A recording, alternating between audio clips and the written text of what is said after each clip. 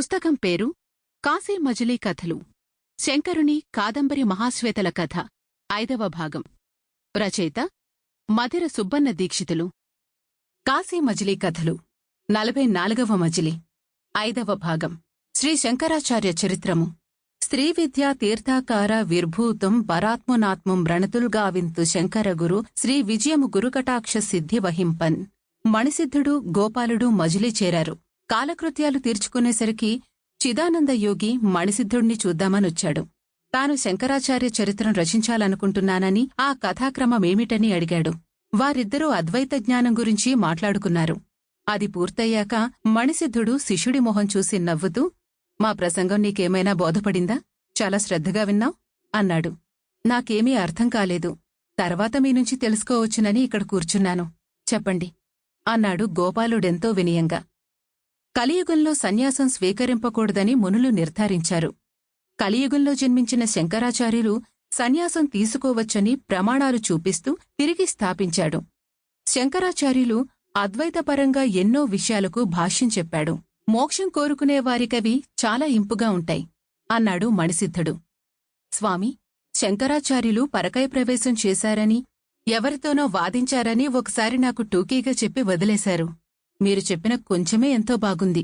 ఇవాళ మీరు మళ్లీ ఆ మహాత్ముడి పేరు జ్ఞాపకం చేశారు. శంకరాచార్యుల కథంతా చెప్పండి. ఇవాళ నేనెక్కడికీ పోకుండా ఇక్కడే కూర్చుంటాను. ఎన్నాళ్లనుంచో చెప్పాలని అనుకుంటున్నాను. ఇవాళ్టికి వీలుపడింది. నేడు సుదినం. జాగ్రత్తగా విను అంటూ శంకరాచార్యులకి మదిలో నమస్కరిస్తూ ఆ వృత్తాంతం ప్రారంభించాడు మణిసిద్ధుడు. కేరళ దేశంలో కాలటి అనే అగ్రహారముంది. దాని సమీపంలో పవిత్రమైన పూర్ణ అనే గొప్ప నది ప్రవహిస్తూ ఉంటుంది. దాని పక్కనే వృషాచలం శిఖరం మీద ఈశ్వరుడు జ్యోతిర్లింగ రూపంలో వెలిశాడు. ఆ దేశపురాజైన రాజశేఖరుడికి కలలో కనిపించి ఆలయ ప్రాకార మంటపాలు కట్టించమన్నాడు. అప్పటినుంచి ఆ అగ్రహారం పుణ్యక్షేత్రమైంది. అక్కడొక పండితుడు, పరమభక్తుడూ అయిన విద్యాధిరాజుకి కొడుకు పుట్టాడు. అతనికి శివగురువని పేరు పెట్టాడు. శివగురుడి కథ. తగిన సమయంలో ఉపనయనం చేసి విద్యాభ్యాసం కోసం ఒక పండితుడి వద్ద శివగురుడిని తండ్రి చేర్చాడు. సూక్ష్మగ్రాహి అయిన ఆ బాలుడు కొద్దికాలంలోనే వేదశాస్త్రాలలో అఖండ పాండిత్యం సంపాదించాడు. ఒకనాడు గురువతనిని, నీవు ఇక్కడికి వచ్చి చాలా కాలమైంది. ఇంటికి వెళ్లి నీ వారికానందం కలిగించి వివాహం చేసుకుని పితృదేవతలను సంతృప్తిపరచి గృహస్థ జీవితం సాగించు అని ఇంటికి పంపబోయాడు. కాని శివగురుడు, వైరాగ్యాన్ని పొందాను. అందుచేత బ్రహ్మచర్యాశ్రమం నుంచి నేరుగా సన్యాసాశ్రమం స్వీకరిస్తానన్నాడు. గురువు ఆశ్చర్యపోయాడు. దైవికంగా శివగురుడి తండ్రి వచ్చి అతన్నింటికి తీసుకువెళ్తానన్నాడు. శివగురుడు తన ఉద్దేశం గురించి మళ్లీ చెప్పాడు. అప్పుడు గురువతని చెవిలో రహస్యంగా ఏదో చెప్పాడు. అతను మారు మాటాడక తండ్రి వెంట వెళ్లాడు. గురుకులవాసం పూర్తి చేసుకుని వచ్చిన అతన్ని చూసి అందరూ ఎంతో సంతోషించారు.